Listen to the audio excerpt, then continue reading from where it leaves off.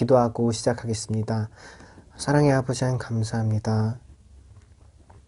죄로 인하여서 주님을 알지 못한 채 죽음으로 내달리던 우리 영혼을 구원하여 주신 주님 감사합니다.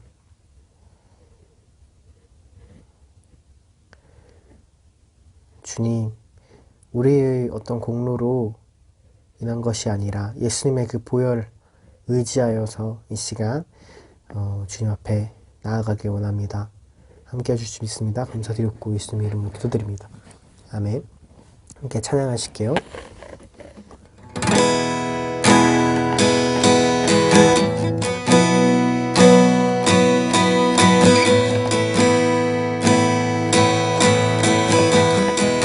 천부여 의지옵소서.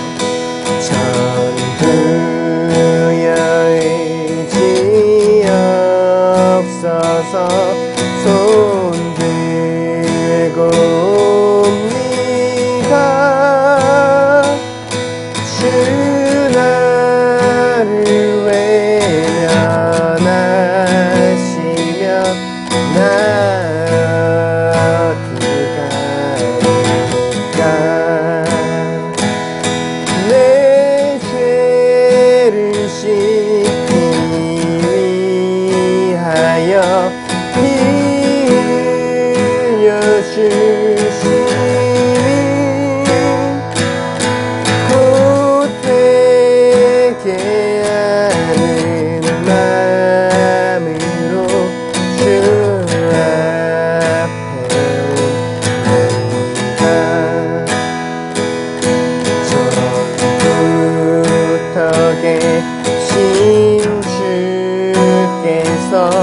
영축을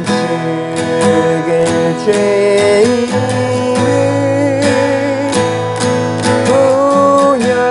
보혈로 구해 주시니 그 사랑하는데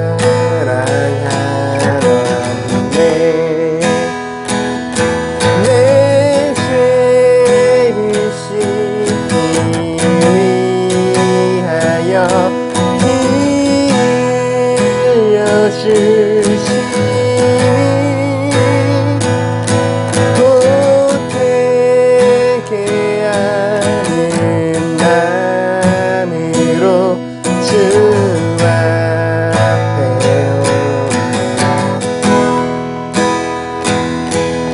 나 예수 의지함으로 큰 권능 받아서 주님께 구한 모든 것 늘 얻겠습니다. 내 죄를 씻기 위하여 피 흘려 주시니 곧 되게 하는 마음으로 주 앞에 옵니다.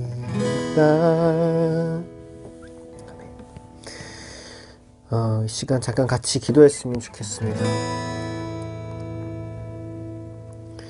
2절의 가사를 보면 전부터 계신 주께서 영 죽을 죄인을 보혈로 구해주시니 그 사랑 한없네 라고 말하고 있습니다.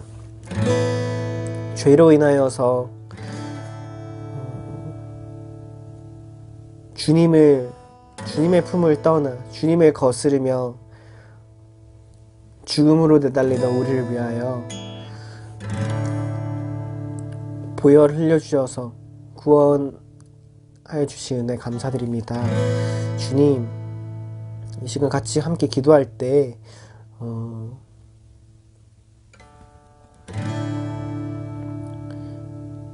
죄인인 우리를 위하여 십자가 지신 주님을 생각합니다.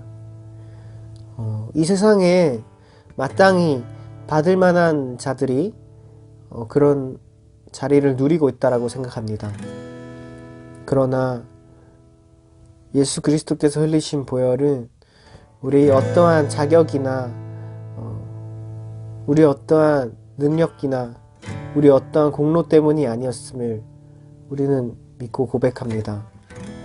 이 시간 함께 같이 기도하실 때 우리가 아직 죄인 되었을 때, 우리가 주님을 알기 전부터 우리를 사랑하신 그 주님의 사랑 가운데 이 시간 그 보혈을 의지해서 같이 나아갔으면 좋겠습니다. 기도드리겠습니다. 사랑의 아버지 감사합니다. 주님, 우리가 아직 죄인 되었을 때, 주님을 알지 못하였을 때, 어떤 의로운 것이 우리에게 하나도 없을 때, 그런 우리를 위하여서 죽어주신, 그런 우리를 위하여 자신의 몸을 내어주신 그 주님의 사랑을 묵상합니다. 주님, 우리가 살아가는 이 시대에는 잘못한 사람은 그 대가를 물론 치러야 되지만, 유명인들은 무언가 잘못이 하나 발견되면 대중들은 그가 죽어야 한다고 말합니다. 그가 잘못했기 때문에 죽어야 하고 잘하고 있기 때문에 환영을 받아야 한다고 말합니다. 그러나 주님께서는 자격 없는 우리를 위하여 오셨음을 기억합니다. 죄인된 우리를 위하여, 여전히 의로울 것이 하나 없는 우리를 위하여 주님, 그 주님의 몸을 내어주셨음을 고백합니다. 주님, 우리가 그 자본의 논리가 아니라 이 땅 위에서 자신을 내어주신 그 예수 그리스도의 사랑으로, 그 사랑의 원리로 살아갈 수 있게 도와주세요. 사랑의 아버지 하나님 감사합니다. 오늘 우리가 살아가는 세상은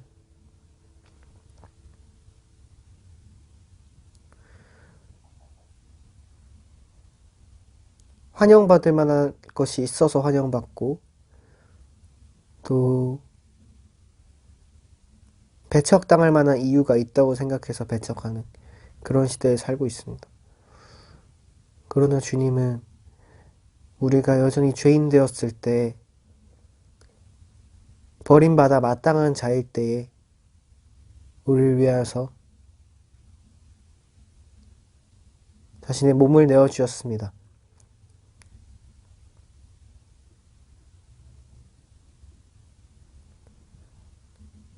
한 인간의, 예수 그리스도께서 위해 죽으신 한 인간의 가치가 물질과 그가 가진 것으로 대변되는 이런 시대를 살아가는 우리들이 그 예수 그리스도의 사랑의 원리를 살아낼 수 있도록 도와주세요. 우리도 자격 없을 때 거저 받듯이 자격 없는 자들에게 거저 줄 수 있는 우리가 되게 도와주세요. 감사드렸고 예수님의 이름으로 기도드립니다. 아멘. 이 시간 사도신경으로 우리의 신앙을 고백하겠습니다. 나는 전능하신 아버지 하나님, 천지의 창조주를 믿습니다. 나는 그의 유일하신 아들, 우리 주 예수 그리스도를 믿습니다. 그는 성령으로 잉태되어 동정녀 마리에게서 나시고 본디오 빌라도에게 고난을 받아 십자가에 못 박혀 죽으시고 장사된 지 사흘 만에 죽은 자 가운데서 다시 살아나셨으며 하늘에 오르시어 전능하신 아버지 하나님 우편에 앉아 계시다가 거기로부터 살아있는 자와 죽은 자를 심판하러 오십니다. 나는 성령을 믿으며 거룩한 공교회와 성도의 교제와 죄를 용서받는 것과 몸의 부활과 영생을 믿습니다. 아멘. 하나님 아버지 은혜를 감사합니다. 오늘 아버지 저희들 하나님 앞에 나와 예배하고 말씀 듣습니다. 하나님 아버지 저희가 신령과 진정으로 예배하게 하시고 하나님 말씀 듣고 세상 가운데서 승리하는 저희들 되게 하여 주시옵소서. 아버지 하나님 특별히 우리가 분열왕국에 대해서 말씀을 듣습니다.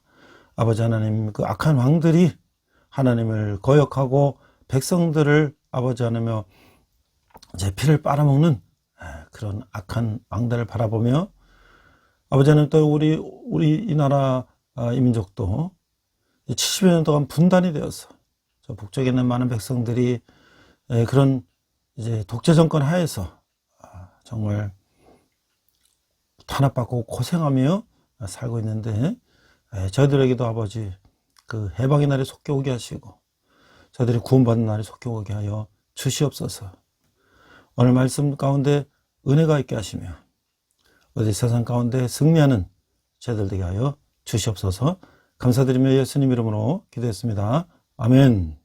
안녕하세요. 백목사의 크리스찬 독서교실. 이번 시간은 2차 세계대전 전범 도조 히데키에 대해서 알아보도록 하겠습니다. 이 책은 도조 히데키와 제2차 세계대전 제목으로 페퍼로드 출판사에서 출판되었고요. 호사카 마사야스가 쓰고 정선태 번역으로 되어 있습니다. 2022년 최근에 나온 책입니다. 자, 책 소개를 보니까 일본을 대표하는 논피식은 작가 호사카 마사야스는 치밀한 연구로 도조 히데키의 실체를 파헤쳤다. 이 호사카 마사야스는 일본의 이 논픽션 저널리스트라고 하는데요. 일본 근대사, 쇼화, 소화 천황이죠. 일제시대, 우리 강점기 때 일본 왕이었죠.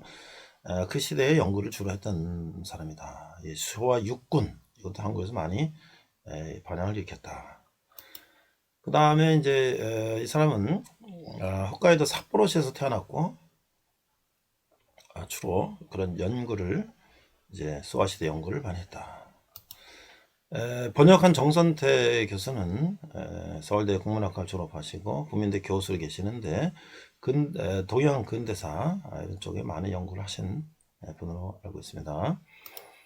자, 출판사에서 이 서평을 한 걸 보니까 도조 히데키를 통해 그의 시대를 들여다보다.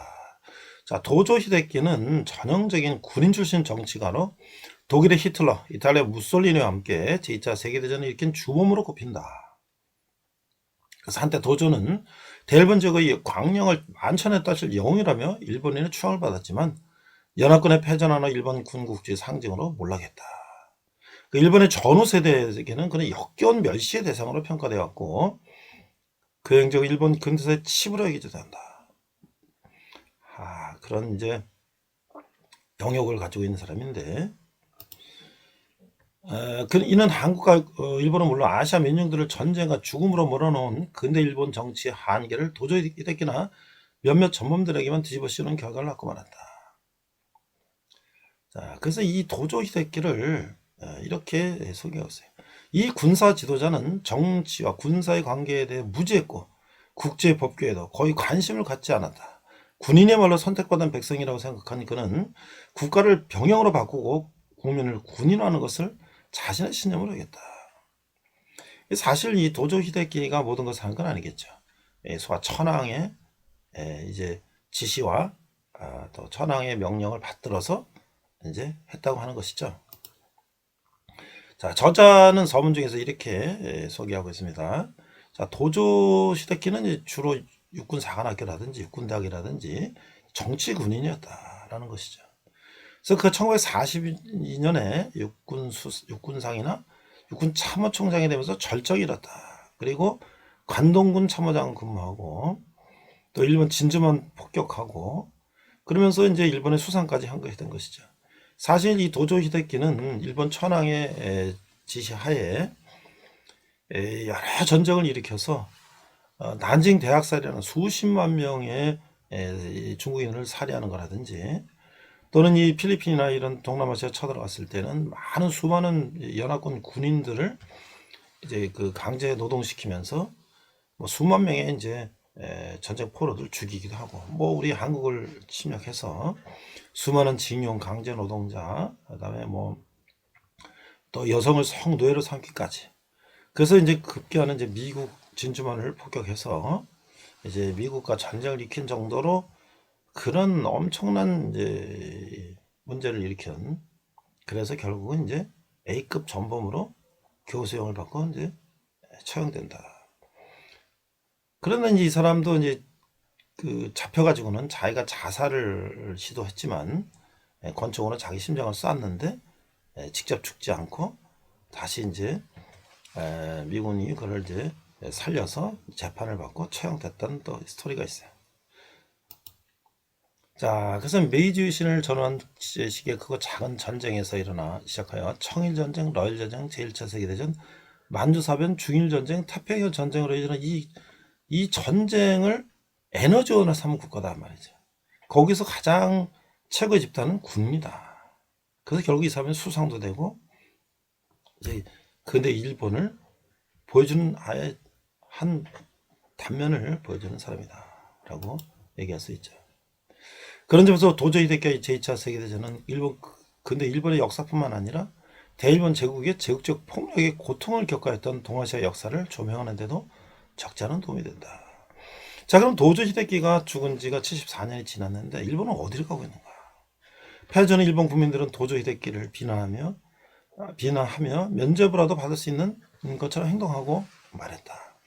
일본 정부는 연합군 최고사령부 총사령부의 요구를 반영해서 국제평화를 위한 무력 행사를 영구히 포기한다는 평안법을 공포했다. 일본은 그렇게 영원히 전쟁을 포기한 듯 했다. 그러나 주권국가로서의 자위권에 있다는 명분으로 자위대라는 무장 조직이 설치됐고, 이게 사실은 공식 군대 없이 세계 5위의 군사력을 가진 군사대국이 됐다. 결국 다시 일본 군대가 부활했다는 것이죠. 게다가 2010년에는 법안 개정을 통해서 자위대도 이제 전쟁을 일으킬 수 있다. 방어만 하는 게 아니라 우리도 공격할 수 있다. 뭐 이런 이제 법을 개정하는 것이 오늘의 현실이다. 잃어버린 30년으로 불리는 장기 경제 침체가 계속되면서 일본에서는 과거의 잘못을 반성하기보다는 과거의 영광을 되찾으려는 움직임이 일게 되었다. 우파 민족주의가 90년대 이후 30년 동안 세력을 확대하면서 일본 사회는 우경화되고 있다. 도조 히데키의 전쟁 범죄 행위가 서양의 침탈 아래 신음하는 아시아 민족들을 해방하고 궁극적으로 아시아가 평화롭게 공존하는 대동아 공영권을 실현하기 위한 전쟁이었다라고 지금도 이것을 주장하는 우파들이 있다는 거죠. 집권 여당인 자민당에서는 헌법에서 전쟁 금지 조항을 지우고 자위대를 국가와 군대로 공식화하는 개헌을 주장하고 있다. 이런 현실을 우리가 볼 수 있다는 거죠. 그럼 어떻게 해야 할 것인가? 이 도조 히데키와 같은 지도자가 어떻게 일본 국민들의 정신과 육체를 길들이고 동원했는지를 역사적 사실에 입각해서 상세히 살펴야 한다.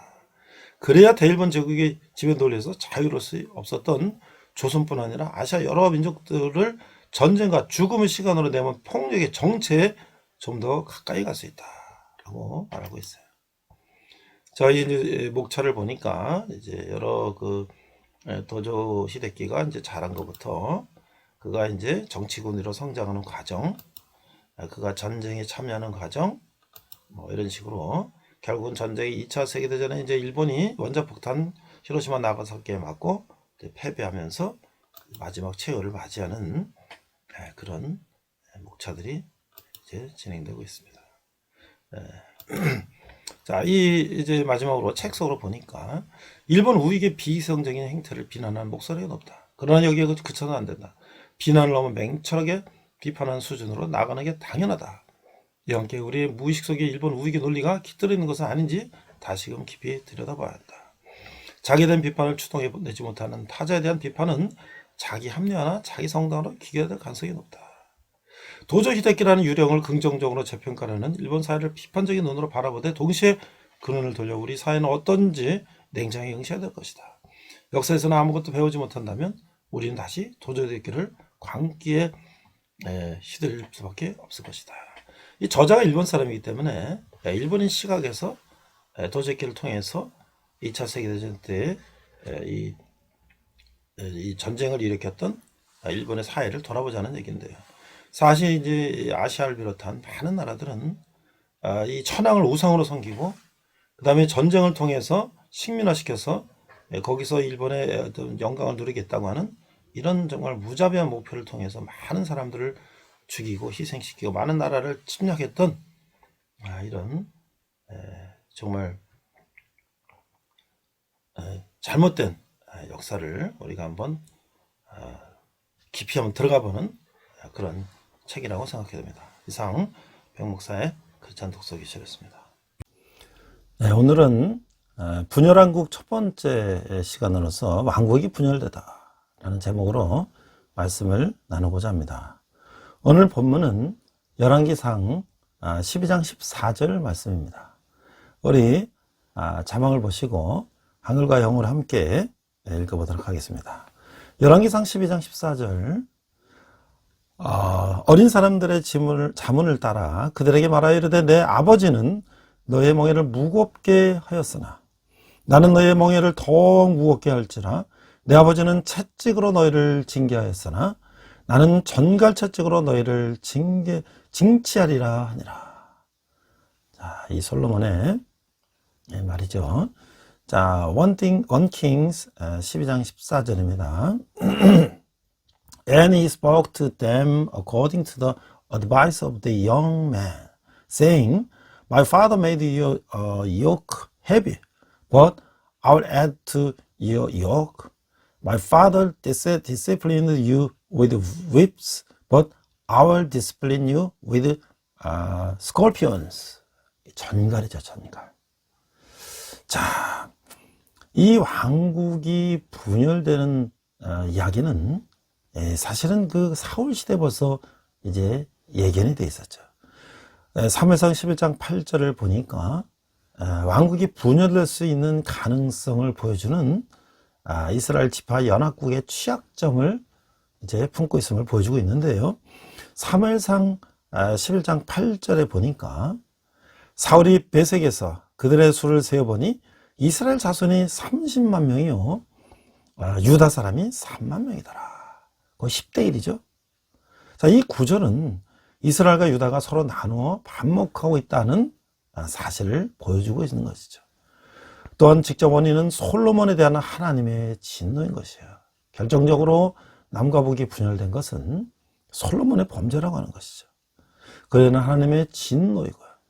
자, 열왕기상 11장 9절에서 13절을 보니까 그저 솔로몬이 마음을 돌려 이스라엘의 하나님 여호와를 떠남으로 여호와께서 그에게 진노하시니라. 여호와께서 일찍이 2번이나 그에게 나타나시고 이에 대하여 명령하사 다른 신을 따르지 말라 하셨으나 그가 여호와의 명령을 지키지 않았으므로. 11절 여호와께서 솔로몬에게 말씀하시되 내게 이런 일이 있었고 또 내가 내 언약과 내가 내게 명령한 법도를 지키지 아니하였으니 내가 반드시 이 나라를 내게서 빼앗아 내 신하에게 주리라. 그러나 내 아버지 다윗을 위하여 내 세대에는 일을 행하지 아니하고 내 아들의 손에서 뺏으려니와. 13절 오직 내가 이 나라를 다 빼앗지 아니하고 내 종 다윗과 내가 택한 예루살렘을 위하여 한 지파를 내 아들에게 주리라 하셨더라. 참 슬픈 이야기죠. 이 사울왕 40년, 다윗왕 40년, 이 솔로몬왕 40년 이 집권 후에 이 통일왕국은 분열되게 되는 것이죠. 이 분열의 원인인 이스라엘과 유다 간의 반목은 사울왕을 세울 때부터 있었고 다윗왕 때도 그런 징후는 있었다는 것이죠. 다윗은 선정을 베풀며 지파 간의 화합을 강조하면서 통일 구조를 잘 유지했던 것이에요. 그러나 40년 이제 솔로몬 말기에 솔로몬이 이방인 아내들의 이 산당을 허락한 것은 치명적인 실수였다고 하는 것이죠. 국가의 기강이 해해지고 많은 아내들과 그 명성을 유지하기 위해서 과중한 세금을 부과했고 그 다음에 특히 북쪽 10지파의 백성이 원성을 사게 됐다는 것이죠. 자, 이것은 솔로몬이 신명기에서 모세가 권면하는 왕의 자격 조건을 무시한 결과였다라고 하는 것이죠. 자, 열왕기상에서는 이렇게 말하고 있어요. 첫 번째는 많은 말을 두지 말 것. 열왕기상 10장 26에서 29절을 보니까 솔로몬이 병과 마병을 모으매 병거가 1,400대요 마병이 12,000명이라. 병거성에도 두고 예루살렘 왕에게도 두었으며 왕이 예루살렘에서 은을 돌같이 흔하게 하고 백향목을 평지에 뽕나무같이 많게 하였더라. 18절 솔로몬의 말들은 애굽에서 들여왔으니 왕의 상인들이 값주고 산 것이며 애굽에서 들여온 병거는 한 대에 은 600세겔이요 말은 한 필에 150세겔이라. 이와 같이 옛 셋사람의 모든 왕과 아람 왕들에게서 그것을 되팔기도 하겠다. 자, 이 병거를 많이 두지 말라 그랬는데 그래서 또 오겠죠. 두 번째는 아내를 많이 두지 말라. 열왕기상 11장 26절에서 29절 보니까, 자, 26절, 솔로몬의 신하 느바세 아들 여로보암이 또한 손을 들어 왕을 대적하였으니 그는 에브라임 족속인 스레다 사람이요 그의 어머님의 이름은 수르아이니 과부더라. 그가 손을 들어 왕을 대적하는 까닭은 이러하니라. 솔로몬이 밀로를 건축하고 그의 아버지 다윗의 성읍이 무너진 것을 수축하였는데, 28절, 이 사람 여로보암은 큰 용사라.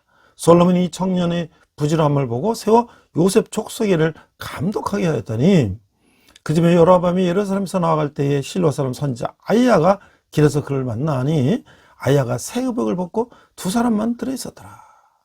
자, 이게 아내를 많이 둔 이제 문제를 우리가 알 수가 있는 것이죠. 이 세 번째는 부를 많이 쌓지 말라. 열왕기상 10장 14절, 23절, 27절에 보니까 이 솔로몬의 재산과 이 지혜가 어떻게 됐냐면, 14절, 솔로몬이 세입금의 무게가 금 666달란트예요. 23절, 솔로몬은 왕의 재산과 지혜가 세상의 그 어느 왕보다 큰지라. 27절, 왕이 예루살렘에서 은을 돌같이 흔하게 하고 백향목을 평지에 뽕나무같이 많게 하였더라. 자, 이 신명기 17장에서도 왕을 택할 때 하나님 정하신 방법에 의해서 택해하고 왕을 하나님의 통치 방법에 순종해야 함을 말하고 있는 것이죠. 그것을 가장 잘한 왕이 다윗이었고, 그래서 차후의 왕의 평가의 기준이 됐다는 거예요. 그래서 열왕기상 9장 4절 7절 보니까, 내가 만일 내 아버지 다윗의 행함같이 마음을 온전히 하고 바르게 하여 내 앞에서 행하면 내가 내게 명령한 대로 온갖 일에 순종하여 내 법도와 율례를 지키면 내가 내 아버지 다윗에게 말하기를 이스라엘의 왕이 오를 사람이 내게서 끊어지지 아니하리라 한데 내 이스라엘의 왕위를 영원히 견고하게 하려니와. 6절, 만일 너희나 너희의 자손이 아주 돌아서서 나를 따르지 아니하며 내가 너희 앞에 둔 나의 계명과 법도를 지키지 아니하고 가서 다른 신을 섬겨 그것을 경배하면 내가 이스라엘을 내가 그들에게 준 땅에서 끊어버릴 것이요 내 이름을 위하여 내가 거룩하게 구별한 이 성전이라도 내 앞에서 던져버리리니 이스라엘은 모든 민족 가운데서 그 속담거리와 이야기거리가 될 것이며. 자, 11장 38절에 보니까 내가 만일 내가 명령한 모든 일에 순종하고 내 길을 행하여 내 눈앞에 합당한 일을 하며 내 종 다윗이 행함같이 내 율례와 명령을 지키면 내가 너와 함께 있어 내가 다윗을 위하여 세운 것 같이 너를 위하여 견고한 집을 세우고 또 이스라엘을 내게 주리라 라고 말씀하셨던 것이에요. 그 열왕기상 12장 16절은 이제 12장에서 16장은 여로보암의 반란과 북이스라엘과 남유다가 이제 생기는 과정을 설명하고 있어요. 자, 그래서 역대하 10장에서 16장도 같은 내용이 이제 반복이 되고 있죠. 그 솔로몬이 왕권을 그 아들 르호보암에 넘겼고 그 아들 르호보암은 원로들의 지혜를 무시하고 또래들의 의견을 받아들여 백성을 더욱 억압하는 정책을 펴쓰므로써 이스라엘의 10지파의 원성을 악화시켜버렸다라고 하는 것이죠. 그 르호보암, 그래서 이 뜻의 이름은 민족이 확대됐다는 뜻인데 실제로는 이게 또 줄어든 거죠. 이 르호보암, 솔로몬의 아들은 젊은 혈기로 참으로 어리석은 선택을 하게 되는 것이죠. 이런 상황을 교묘히 이용하여 솔로몬의 신하로 애굽으로 도망갔던 여로보암이 10지파의 지원을 얻고 반란을 일으키게 되는 것이죠. 이스라엘의 예배의 중심지는 예루살렘인데 이것을 구약의 땅, 이 공간의 중요성과 맞물려서 이게 중요한 것이라는 거예요. 그런데 여로보암이 10지파를 이끌고 북왕국을 세우며 수도를 사마리아 지방에 세우게 되는 것이죠. 그러나 예루살렘이 예배의 중심지이기 때문에 10지파의 북왕국 백성은 예배를 드리기 위해서 예루살렘으로 가야 했고 그렇게 되면 여로보암의 통치권이 설 수가 없게 되는 거죠. 그래서 여러분 북쪽에 자기 나름의 제사 제도를 만들고 열 지파가 예배를 위해 유다의 수도인 예루살렘으로 가는 것을 막아야 했던 것이죠. 여로보암이 세운 예배 제도는 바로 광야에서 이스라엘 백성이 저질렀던 금송아지 숭배라고 하는 거예요. 자, 이것은 이게 중대한 결과를 초래하는 것이죠. 우선 레위 자손이 아닌 보통 사람을 제사장으로 임명했다라는 것은 이게 율법에 위반되는 것이죠. 또한 예루살렘 위에 성전을 짓는 것은 죄라고 하는 것이에요. 그래서 하나님은 열왕기상 14장 1절에서 20절에서 이 심판을 선언하고 계시는 거예요. 결국 북왕국은 BC 722년에 아수르에게 멸망을 당하고 열 지파는 포로로 잡혀가고 이게 귀환한 기록은 없어요. 그러니까 다 흩어졌다는 것이죠. 이 금송아지 숭배의 제사 제도는 남왕국 유다에도 그 영향을 미쳤다는 것이죠. 이로 인한 이 다산 종교 의식이 허용되고 남색과 여색이 허용됨을 보게 되는 거예요. 남자는 남자끼리, 여자는 여자끼리 이런 방탕한 음란이 이제 판을 치게 됐다. 그 이스라엘 공이 타락을 하게 되었다고 하는 것이죠. 자, 그 여러 이제 이스라엘의 왕 중에서 이 악한 왕들이 나오게 되는데 또 유대에도 마치 이 악한 왕들이 나타나는데 르호보암을 이어서 이제 왕이 된 이 아비암은 하나님에게 낙제점을 받았다는 거야. 이 3년 동안 유다를 통치했어요. 나라가 둘로 나눠지면서 시작되었던 이스라엘과 유다의 갈등은 그 아비암의 통치 때에도 계속됐던 것이죠. 이 역대하는 아비암이 에브람 산지에서 여로보암을 물리치고 베델과 그 동네와 여사니와 그 동네와 에브론과 그 동네를 뺏었다고 기록하고 있어요. 자, 그럼 북왕국 이스라엘과의 전쟁에서 상당한 군사적인 성공을 거뒀어요. 그러나 종교적인 면에서 그는 낙제점을 받았어요. 그는 다윗의 길로 행하지 아니하고 아버지 르호보암의 죄를 모두 반복했던 것이죠. 그래서 열왕기상 15장 3절에 보니까 아비암이 그의 아버지가 이미 행한 모든 죄를 행하고 그의 마음이 그의 조상 다윗의 마음과 같지 아니하여 그 하나님 여호와 앞에 온전하지 못하였으나. 그 르호보암의 죄는 무엇이죠? 그 르호보암 때 사람들은 산당과 우상과 목상을 세웠고 이 가나안의 가증한 일을 본받아 행했다는 것이죠. 열왕기상 14장 22절 이하 보니까 21절 유다가 여호와 보시기에 악을 행하되 그의 조상들이 행한 모든 일보다 뛰어나게 하여 그 범한 죄로 여호와를 노엽게 하였으니 이는 그들도 산 위와 또는 모든 푸른 나무 아래에 산당과 우상과 아세라상을 세웠습니다. 24절 그 땅에도 남색하는 자가 있었고 여호와께서 이스라엘 자손 앞에서 쫓아내신 구민의 모든 가증한 일을 무리가 본받아 행하였느니라. 행하였더라. 그러니까 이 저자는 이 아비암에게 나머지 행적과 그의 행한 일이 이게 열왕기상 15장 7절 아비암과 여로보암 사이에도 전쟁이 있으니라. 아비암의 남은 사적과 그 행한 모든 일은 유다왕 역대지락에 기록되지 아니하였느냐. 그러니까 이 역대지락은 아비암의 통치에 대해서 훨씬 더 많은 것을 기록하고 있는데 저자는 이런 것에 관심 없어요. 저자의 관심사는 아비암의 개인적 신앙생활과 그의 통치가 유다에 미친 종교적 경향이었던 것이죠. 여호와의 신정 통치를 지향했던 나라에서 국가혁명선서는 결국 그 나라 최고 지도자의 신앙생활에 좌우된다는 것이 이 저자의 관점이라는 거예요. 오늘 우리 교회도 하나님 앞에 이제 하나님 뜻대로 추구하는 그런 믿음의 공동체죠. 그러므로 지도자로서 사역자는 경건한 영성을 유지하는데 각별한 관심을 기울여야 한다라고 하는 것이죠. 그 영성이 교회에 속한 모든 지체들에게 큰 영향을 미치게 된다고 하는 것이에요. 우리가 또한 이제 아합왕을 볼 수가 있는데 이 악행에만 정신 팔린 지도자다. 이 북왕국의 7대 왕인 그는 시돈 왕의 딸 이세벨과 정략적으로 결혼을 하게 되죠. 이로 인해 적국인 아람에 대한 입장은 강화됐으나 바신과 아세라신도 함께 유입되었고 이세벨의 강력한 후원으로 이스라엘의 우상의 신전, 이 단 신상들을 세워서 우상 숭배의 천지가 되게 했던 것이죠.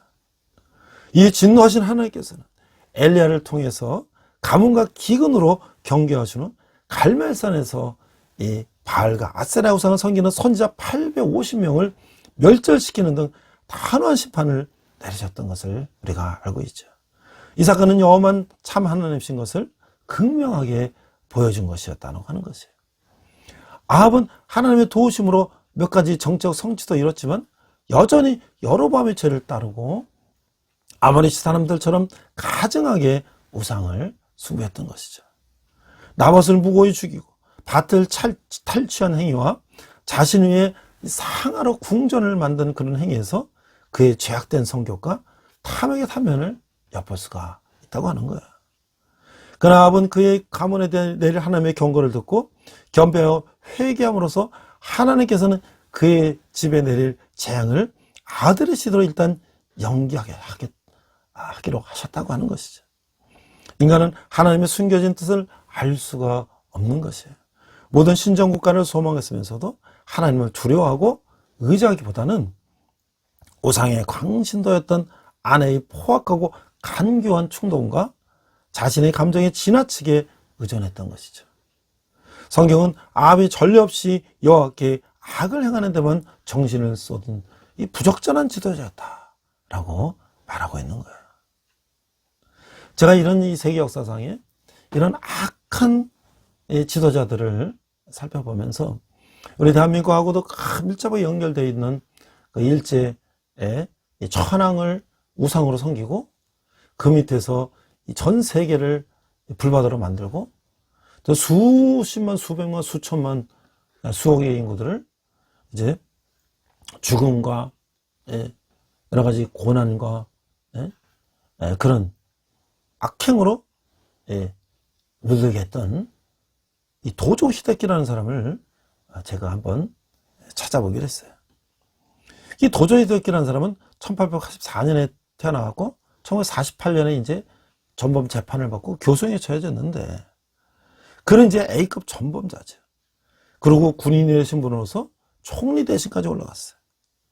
그래가지고 그는 아주 그 여러 요직을 겸직했어요. 육군 대신, 내무 대신, 참모총장. 그래가지고 이제 막강한 권력을 가지고 군부 독재 체제를 구축했다.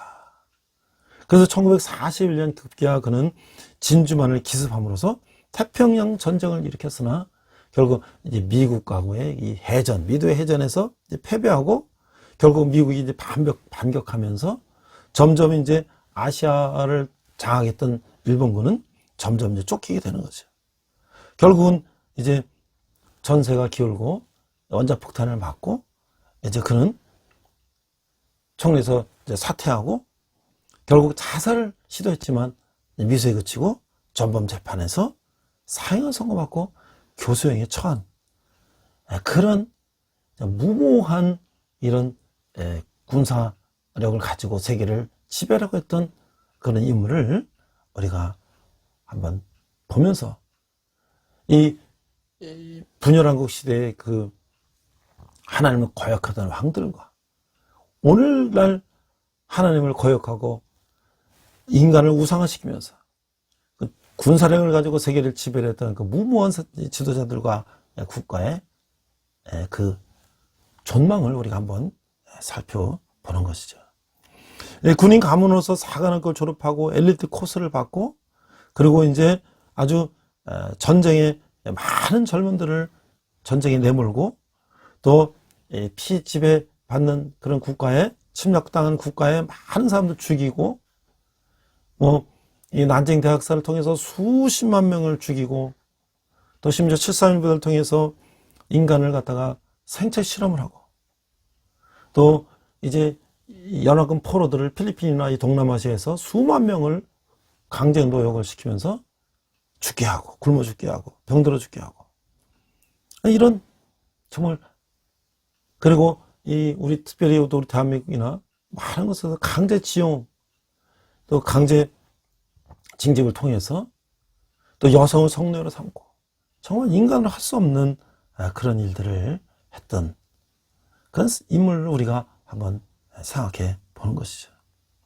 그래서 그는 이제 자기가 육군 내에서 우두머리가 되는 것이 자기가 출세되고 자기가 성공하는 것이라는 그런 야망을 가지고 온전히 이 천황을 우상으로 삼고 천황의 명령이라는 걸 가지고 일본에 있는 많은 이제 젊은이들을 전쟁을 내몰고 또 그것도 모자라서 지배했던 침략했던 나라에서 식민지 삼고 거기도 젊은이들을 전쟁으로 내몰고 했던 그런 무모한 한 인물을 우리가 바라보면서 인간이 악하면 얼마나 악할 수가 있는가라는 것을 이제 볼 수가 있는 거예요. 그러나 그러한 악행들이 하나님께서 그걸 그대로 보고 계시진 않죠. 결국은 그런 악행들을 보다 못한 하나님께서 미국을 통해서 다시 반격을 하게 하고 결국은 원자탄을 터뜨려서 일본이 패망을 하게 되는. 그러나 지금도 그들은 자기들이 전쟁을 일으켜서 결국은 자기네 인과응으로서 원자탄을 맞은 것을 결국 피해자 코스프레 하면서 자기들이 원자탄의 피해자다 라고 이렇게 하는 것을 보면 그들이 얼마나 그 일본 사람들이 교활한가. 자기들이 한반도를 침략해서 여러 가지 국민들에게 피해를 준 것, 그것을 보상하라는 것도 응하지 않으면서 일본은 박정희 대통령이 이제 국교 정상화, 일본과 국교 정상화를 하면서 일부의 이제 자금을 받아서 고속도로 건설하고 포항제철을 건설하고 했지만 사실은 그거는 급하게 자금이 필요했기 때문에 결국 일부만 받고 면제부를 준 것인데 그것이 정말 제대로 된 보상이냐 하는 것에는 의문이 있다는 것이죠.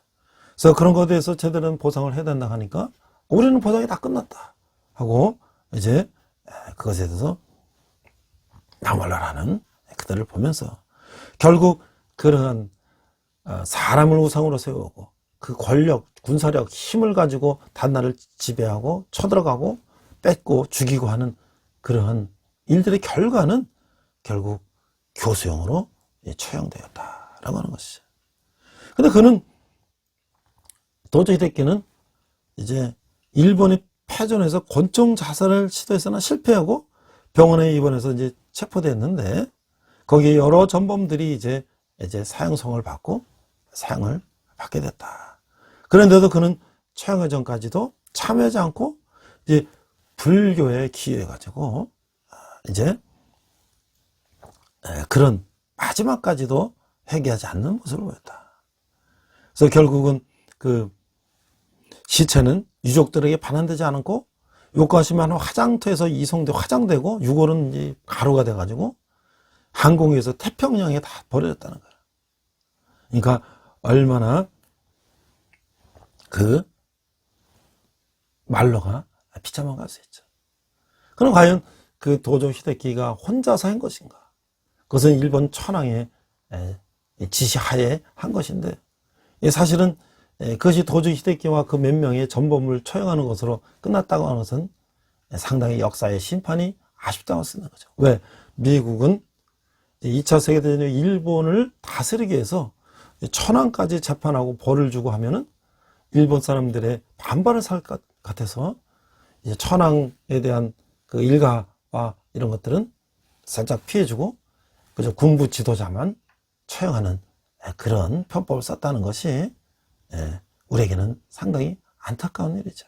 그러나 역사는 그러나 끝내 그것들을 심판할 것이라고 생각을 하는 것이죠. 자, 우리가 아무리 악한 자들이 악한 일을 하려고 해도 하나님은 그것을 바로잡으신다는 얘기를 이렇게 늙은 선지자 예를 통해서 우리가 알 수가 있는 거야.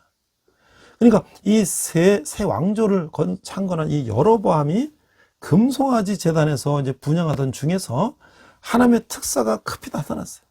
그 특사는 하나님의 뜻을 등진 여로보암의 왕권과 그 나라가 망할 것이라는 하나님의 메시지를 선포했던 것이에요. 하나님의 사람은 하나님께 받은 사명을 충실히 이행하고 그것을 떠났어요.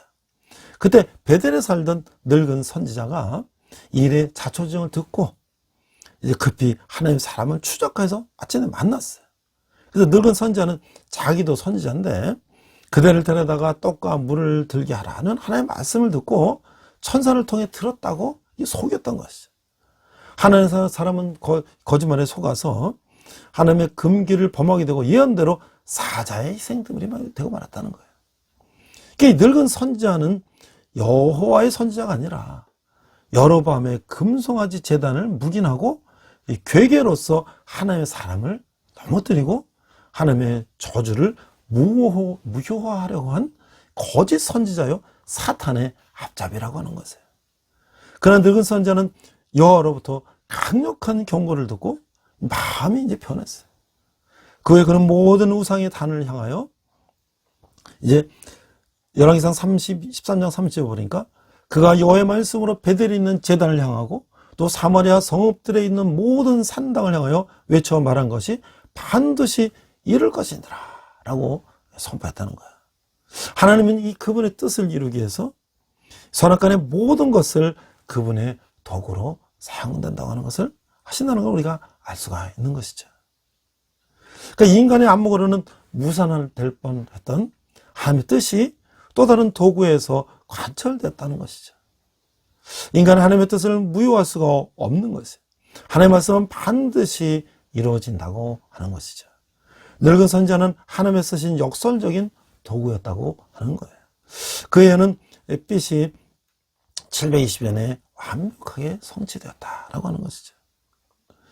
자, 이 아사 왕의 이 정책을 우리가 또 한번 살펴보면 그 유다의 그 아사 왕은 아버지 아비암은 악행을 했는데 그게 달리 군사적으로 뛰어나지가 않았어요.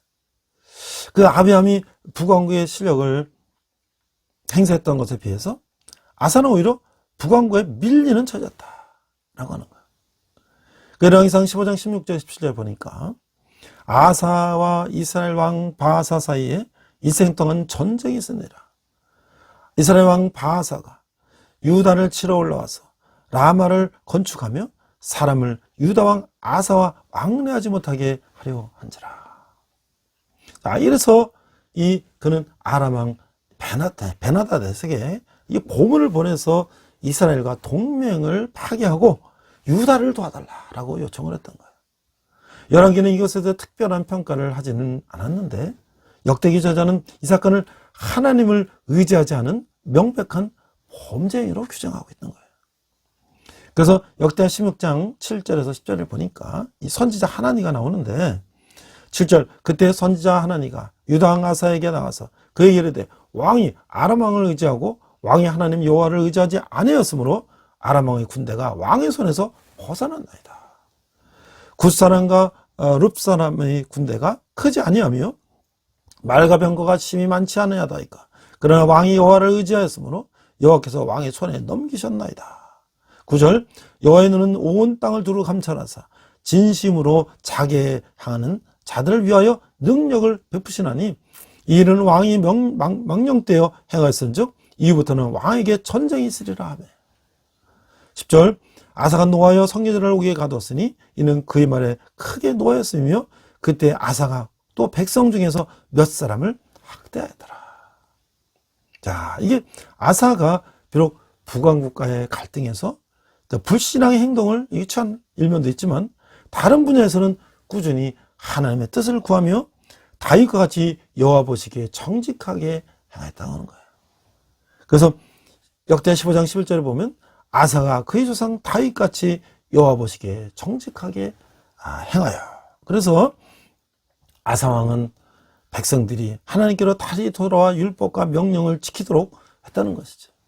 역대하 14장 4절에 보면 유다 사람에게 명하여 그 조상들의 하나님 여호와를 찾게 하며 그의 율법과 명령을 행하게 하고 그는 성전의 남창들을 몰아내고 아비암이 세운 우상들을 모두 제거해버렸어요. 또한 아세라 신상을 만든 마아가가 어머니일지라도 태위를 피하는 강력한 정책을 펼쳤던 것이죠. 아사라의 조언을 받아들여 우상들을 제거하고 여호와의 단을 다시 세웠다는 거예요. 이로 해서 다른 지파들이 아사에게로 돌아오는 결과를 낳기도 했다라고 하는 것이죠. 이런 아상화된 성경은 그가 주를 사모하는 마음이 한결같았다라고 평가하고 있는 거예요. 자, 그래서 열왕기 15장 14절에 보니까 다만 산당은 없어지지 아니하니라 그러나 아사의 마음이 일평생 여호와 앞에 온전했으며, 그래서 그는 열정을 다해서 하나님을 사랑했다. 하지만 산당은 채가지 않았어요. 성경은 이것에는 그가 최고의 점수를 주지 않았다는 거예요. 그러니까 우리가 얼마나 하나님 앞에 온전해 나가는가, 그것이 얼마나 중요한가를 우리가 알 수가 있는 거죠.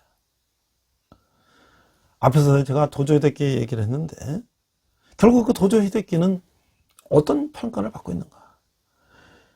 이게 오지 도시교라는 사람이 자신 책에서 이 도저히데끼는 어렸을 때부터 아주 권위주의였으며 태평양 전쟁이 발발하는 군수 대신과 참모총장을 겸임해서 정치와 전략의 일원화를 추구하고 그 독재자고 철저한 전쟁 수행자라는 입장을 보였어요. 또한 일본의 전쟁으로 중국, 한국 등 주변 국가의 입장에서 도저히데끼는 전쟁 범죄자로 기억될 것이다 라고 말하고 있어요.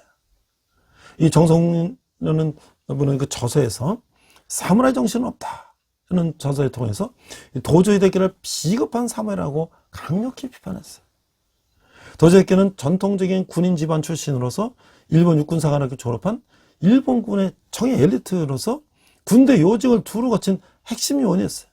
미국과의 전쟁도 불사하는 이 강경파의 선봉으로 군인 신분을 유지한 채 총리에 임명되고 또 육군 대신 참모총장 등 겸직하고 태평양 전쟁을 일으킨 당사자였어요.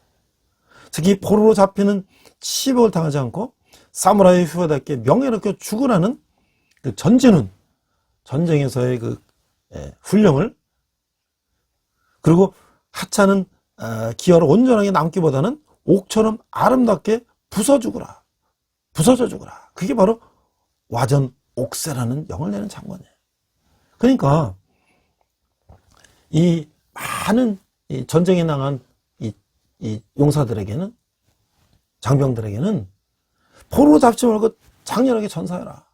그리고 명예롭게 자결하라. 옥새하라. 이렇게 명을 내렸지만 자기는 스스로 권총 자살을 했지만 자살의 미수에 그치고 이런 아주 비겁한 모습을 보였다는 거죠. 그래서 이 훈령에 의해서 일본의 무수한 젊은이들은 적을 위해서 하나뿐인 자신의 목숨을 던지며 전장에서 죽어갔어요. 그럼에도 불구하고 그는 일본이 항복한 후 고의성이 짙은 자살미도 소동을 일으켜서 전범으로 체포된 후에 벌어진 재판에서 전임자의 결정을 단순히 집행한 것뿐이다 라고 책임을 회피하고 목숨을 구걸하는 비굴한 변명으로 일관했다고 하는 거예요. 이 할복 등의 자살을 미화하거나 이 동의할 수는 없으나 이 사문의 정신이 넘치는 일본 군인의 대표로서 모범이 될 자가 지극히 치졸한 모습을 보였다라고 하는 것이 이 사무라이 후예로서 부끄러워야 할 일이다 라고 말하고, 도저히데끼를 비롯한 A급 전범들이 이에서 보듯이 일본이 지나치게 사무라이 정신을 미화하고 있다라고 이 장성훈 저자는 주장하고 있는 거예요. 그러니까 자기들이 권력을 잡고 힘이 있을 때는 무자비하게 약한 백성들을 죽이고 나라를 침략하고 빼앗고, 그러니까 자기가 불리한 입장에 처하면 자기가 한 것이 아니다, 남에게 다 죄를 넘기고 자기는 그 목숨을 살라고 하는, 구걸하는 그런 인간들의 모습이 우상을 섬기는 자들의 모습이라는 거예요. 그래서 우리는 리더가 얼마나 정직해야 되는가 라는 모습에 한번 우리가 가심을 갖지 않을 수가 없어요.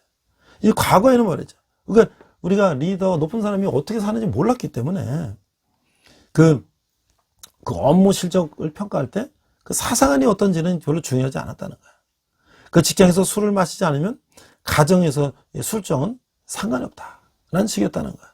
많이 유명한 정치가들이 부도덕한 삶을 살아도 그런 거는 잘 알려지지 않았기 때문에 그 리더십 능력을 높이는데 별로 그것이 간주되지 않았다는 거예요.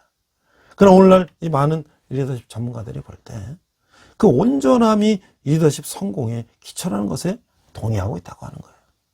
그들의 조사에 따르면 세월이 지나도 언제나 이 수위를 차지하는 것은 리더의 정직성이라는 거야. 사람들은 리더의 비전, 능력, 업적, 감화력보다 리더의 정직성을 중요시하고 있다라고 하는 거야. 사람들이 도덕성을 원한다는 것은 전혀 이상한 것이 아니라는 거야. 그러니까 리더십은 신뢰를 바탕으로 하는 것이다. 사람들은 자기가 믿는 리더를 따르기 마련이에요. 리더를 믿을 수 있으려면 기초가 있어야 되는데 그 기초가 정직함이라고 하는 거예요. 이런 면에서 리더의 온전함은 신빙성으로 표현되고 있다는 거예요. 그래서 이 영적 리더들은 누구보다도 정직성을 인정받아야 된다는 거예요. 그러나 많은 사람들이 그렇지 못하죠. 사실 대중의 마음속에는 유명한 영적 리더일수록 위선자요 사기꾼이라는 냉소적 의혹이 있다고 하는 것이죠.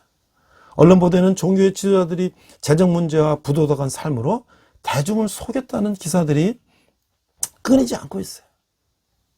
자기 생각을 최대한 멋지게 보이려고 터무니없이 진실을 미화하거나 사실을 왜곡하는 목회자들도 심상케 발견된다고 하는 것이죠.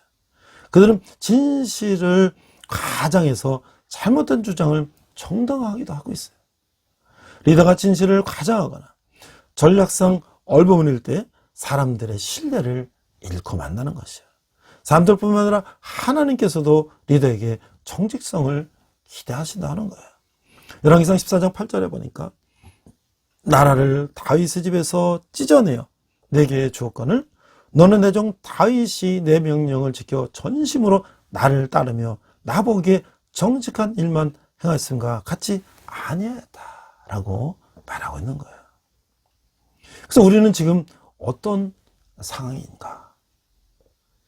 이제 이 윤성준 분의 나는 그리스도의 청년이다 라는 이 책을 보니까 내가 난 사람은 대학 시절에 성경 공부 인도자로서 뜨거운 열정을 가지고 그리스도의 제자의 삶을 살라고 아주 안간힘을 썼다는 거야. 그는 짧은 인생 하나님께 헌신된 삶을 살지 않는 게라고 입버릇처럼 말했고 당시 많은 사람이 그의 삶에 도전을 받고 변화되었다. 그런데 그가 이제 결혼하고 좋은 직장을 갖게 되고 주님이란 뜨거웠던 마음은 어느새 사라지고 세상 방식을 그대로 따르고 있어요. 아이를 키우느라 시간도 없고 매달 나르는 카드값과 공공요금을 납부하느라 돈에 쫓긴다고 변명하고 있어요. 그러면서 차가워지고 완고해지고 본인도 모르는 사이에 굳어져 진리의 말씀에 반응하지 않는 마음을 지닌 채 살아가게 됐다는 거야. 내 마음은 차갑게 굳어있지 않는 거야. 굳어진 마음은 아스팔트처럼 물이 결코 그 밑으로 스며들 수가 없다고 하는 거야. 하나님의 말씀이 내 안에 가장 깊은 곳까지 흘러갈 때 비로소 마음과 행동의 변화를 이끌어서 삶의 변화로 연결된다고 하는 것이죠. 근데 그 말씀이 지면에서만 흐른다면 진리의 말씀에 반응하지 못하는 인생, 그래서 세상에 동화되어 그럭저럭 사는 인생에서 멈추고 만나는 것이죠. 하나님 우리 인생살의 과거, 현재, 미래 중에 현재 모습에 가장 관심이 많다고 하는 것이죠. 그러면 오늘 우리가 반응하시기를 원하신다고 하는 거예요. 그러면 지금 우리의 마음을 부드럽게 만들어서 언제든 진리의 말씀에 반응하고 변화될 수 있도록 우리가 준비해야 된다고 하는 것이죠. 오늘 분열한 걸 보면서 솔로몬을 이겨내서 분열한 것이 되고 그 다음에 남의 르호밤의 그 악행을 통해서 더 악이 심화되고 또 북이스라엘의 하나님을 거부하고 악행을 저지르는 아합왕과 이세벨을 보면서 그런 역사가 이 2차 세계전에도 일본 천황을 신으로 섬기는 그런 군부 독재 세력들이 전쟁을 일으키고 약한 나라를 쳐들어가서 그들을 죽이고 빼앗고 말이죠. 그러나 결국 하나님은 북이스라엘도 멸망하게 하시고 남유다도 멸망하게 하시고 그들이 포로로 가서 회개할 때에 그들을 다시 포로에서 해방돼서 다시 나라를 세우게 하셨던 것처럼 우리의 개인의 인생도 마찬가지죠. 우리가 어렵고 힘들 때는 하나님 앞에 엎드렸다가 좀 살만하면 또 하나님 잊어버리고 세상으로 다니다가 다시 또 이제 어려움 나오면 또 하나님 앞에 돌아오는 그런 우리를 범치 말고 늘 하나님과 동행하며 우리가 하나님의 뜻이 무엇인지를 구하며 이 세상 가운데 빛과 소금의 역할을 감당하는 저 여러분 되시기를 주님의 이름으로 축원합니다. 기도하겠습니다. 하나님 아버지 은혜를 감사합니다. 분열한국의 역사를 보면서 우리 또 대한민국도 이 분열의 이 역사를 지금 계속 진행하고 있는데 이 나라의 민족을 불쌍히 여겨주시고 우리가 더욱더 하나님 앞에 나아가 이 나라의 민족이 하나님의 정한 때에 회복될 수 있도록 하여 주시고 또 저희들 믿음 가운데 있다고 하지만 저희들이 연약하고 부족하고 저희들의 모습들을 하나님 앞에 내어놓고 하나님께 돌아가는 하나님 뜻에 순종하는 저희들에게 하여 주시옵소서. 감사드리며 예수님 이름으로 기도했습니다. 아멘. 이 시간 헌금 찬양 하시겠습니다.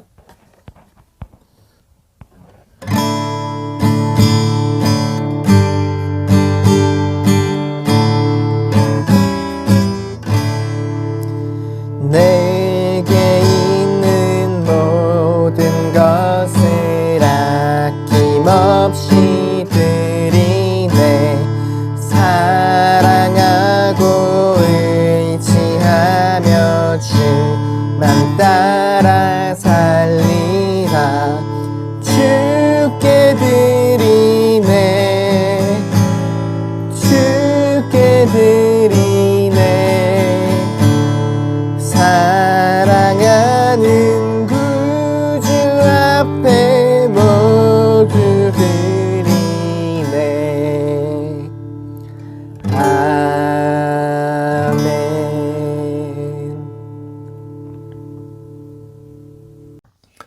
네, 이제 드디어 이제 2월 말, 3월 초가 됐습니다. 저는 이제 지난 2021년 코로나 한창일 때 군대 교회도 이제 대면 예배를 할 수가 없어서 온라인 예배로 드릴 수밖에 없어서 또 온라인으로 예배하려고 설교를 녹화하고 또 찬양 우리 우리 회장들이 우리 대학의 회장들이 이제 찬양도 하고 기도도 해서 그걸 같이 묶어서 편집해서 이렇게 온라인으로 유튜브 방송을 했어요. 또 우리 대학에도 이제 기숙사 예배도 할 수가 없고 또 다 이제 기숙사도 다 닫히고 그래서 또 많은 또 우리 크리스찬들도 교회 나갈 수 없는 상황 속에서 제가 2년 동안 온라인 방송을 했는데요. 그동안 제가 올린 영상 수가 거의 한 1000개가 됐어요. 한 1년에 한 500개 정도 올렸어요. 그러다 보니까 구독자 수가 오늘 보니까 537명이나 됐어요. 처음에는 한 몇십 명, 50명 됐는데 벌써 이렇게 많이 늘었어요. 그리고 조회수 보니까 거의 이제 10만에 가까웠어요. 저는 제가 이렇게 많은 영상을 올릴 수 있는지, 또 제가 이렇게 500명이 되는 분이 구독하는지, 또 10만 조회수나 되는 조회수가 될 거라고는 생각도 했어요. 왜냐하면 우리는 오로지 말씀을 전하는 거기 때문에. 우리가 무슨 세상 이슈를 다루는 것도 아니고, 오로지 하나님의 말씀을 전하는 거기 때문에, 사실 이게 크게 인기 있는 그런 영상이 아닌데, 여러분들이 많이 이렇게 봐주셔서 감사드리고요. 그럼 저는 코로나가 끝났지만, 저는 이걸 계속 하려고 합니다. 또 제가 페이스북을 통해서 저 미국이나 여러 해외에 있는 우리 크리스찬들에게도 또 이 예배를 공유하고 있어요. 그래서 저 어느 나라 어느 구석에서 예배할 수 없는 사람이 이 영상을 통해서 하나님을 영접하고 하나님을 만난다면 이 유튜브 우리 예배가 온라인 예배가 유용할 것이라고 생각해서 계속 저는 하기로 하고 있습니다.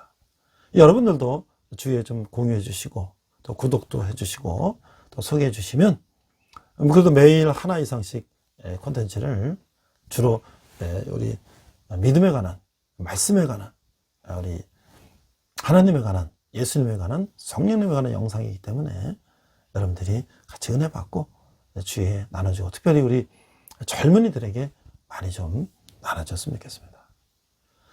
자, 여러분이 후원하시는 우리 헌금은 한 사람이 한 달에 10,000원씩만 후원하시면 우리 젊은이들이 주님께 돌아오는데 귀하게 사용될 것입니다. 자, 기도하겠습니다.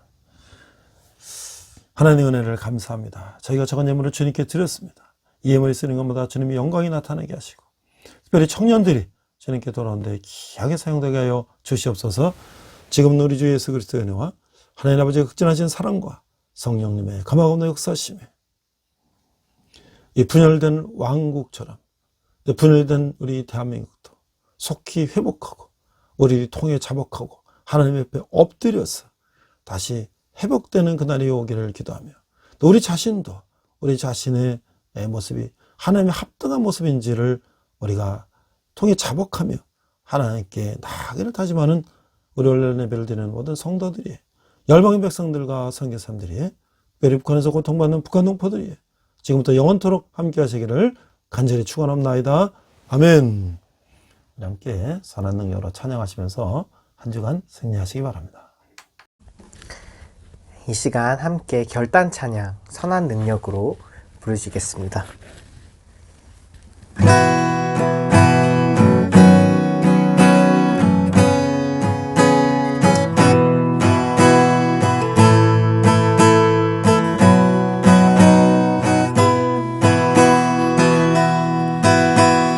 선한 힘에 고요히 감싸여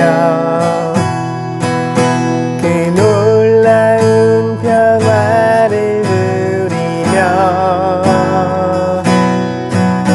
나 그대들과 함께 걸어가네. 나 그대들과 하늘을 여네. 지나간 어물 어둠의 날들이 무겁게 내 영혼 짓눌러도 오 주여 우릴 외면치 마시고 약속의 구원을 이루소서. 그 선한 힘이 우릴 감싸시니 믿음으로 일어나리 기대하네. 주 언제나 우리와 함께 계셔. 하루 또 하루가 늘 새로워. 주께서 밝히신 작은 촛불이 어둠을 헤치고 타오르네. 그 빛에 우리 모두 하나 되어 온 누리에 비추게 하소서. 그 선한 힘이 우리 감싸시니 믿음으로 일어날 일 기대하네. 주 언제나 우리와 함께 계셔. 하루 또 하루가 늘 새로워. 이 고요함이 깊이 번져갈 때 저 가슴 벅찬 노래 들리네. 다시 하나가 되게 이끄소서. 당신의 빛이 빛나는 이 밤 그 선한 힘이 우릴 감싸시니 믿음으로 일어날 일 기대하네. 주 언제나 우리와 함께 계셔. 하루 또 하루가 늘 새로워. 주 언제나 우리와 함께 계셔 하루 또 하루가 늘 새로워.